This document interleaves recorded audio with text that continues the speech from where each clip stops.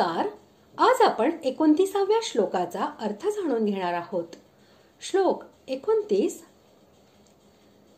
यथा प्रदीप्तैज्वलनं पतंगा विशन्ति नाशाय समृद्ध वेगाः तथैव नाशाय विशन्ति लोकास्तवापि वक्त्राणि समृद्ध वेगाः.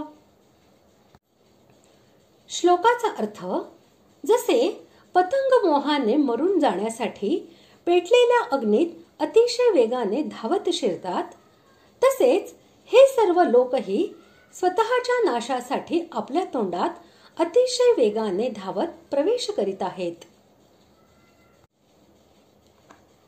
या श्लोकामध्ये मागील श्लोकामध्ये सांगितलेल्या भक्तांपेक्षा निराळ्या अशा आपल्या इच्छेने युद्ध करण्यास आलेल्या सर्वसामान्य लोकांच्या प्रवेशाचे वर्णन केलेले आहे.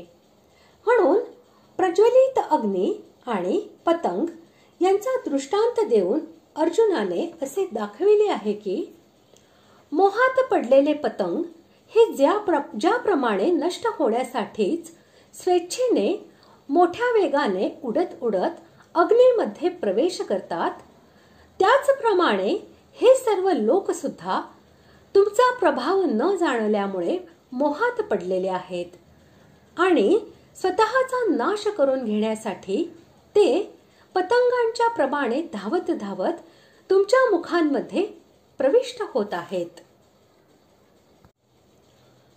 अशा प्रकारे आज आपण 29व्या श्लोकाचा अर्थ जाणून घेतला.